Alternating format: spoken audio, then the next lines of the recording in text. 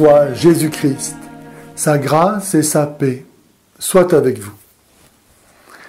À la différence du christianisme qui tire ses motifs de crédibilité aussi bien de l'attente juive de la venue du Messie que de la sainteté incomparable de la vie et de l'enseignement de Jésus, de l'affirmation de sa divinité, cause de sa mort, de ses miracles, hier et aujourd'hui, de ses prophéties, de sa présence ressuscitée au milieu de ses disciples, de la venue de l'Esprit Saint, du témoignage que lui rend la raison, de la fécondité de l'Évangile qui a révolutionné en profondeur et définitivement orienté le monde, l'islam n'a pas d'autre gage de crédibilité à offrir que la supposée inimitabilité du Coran.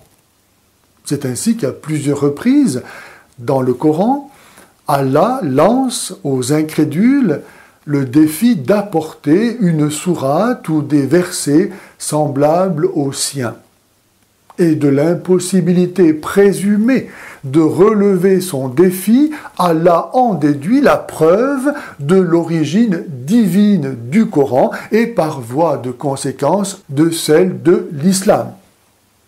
Par exemple, à la sourate 17 et au verset 88, nous lisons « Si les hommes et les djinns se concertaient pour produire quelque chose de semblable à ce Coran, ils ne sauraient y parvenir, même s'ils se prêtaient mutuellement assistance. » Les djinns étant ces créatures mi-anges, mi-hommes propres à la mythologie musulmane. Or voici que la sourate 72, qui porte précisément le titre « Les djinns », fait parler des djinns. Se pose alors la question, qui parle dans la sourate 72, Allah ou les djinns? La sourate 72 est-elle la parole des djinns ou celle d'Allah?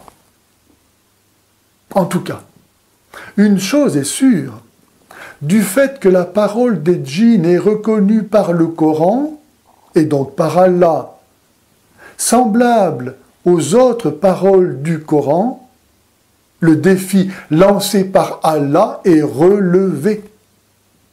Et Allah est convaincu de mensonge par sa propre parole. Puisqu'Allah lui-même prouve que les djinns sont capables de produire un texte semblable à celui de son Coran, il est donc clair que le Coran ne vient pas de Dieu, ni donc l'islam. Que reste-t-il alors aux musulmans à faire, sinon à rejeter les calomnies et la haine de la foi chrétienne que le diable, qui est menteur et père du mensonge, n'a pas cessé par l'islam de leur inoculer pour, à sa suite, les damner? Que peuvent-ils faire de mieux que d'accueillir désormais et enfin, par le baptême, le pardon de leurs péchés et la vie éternelle que Dieu nous a donnée dans la mort et la résurrection de Jésus, le Messie?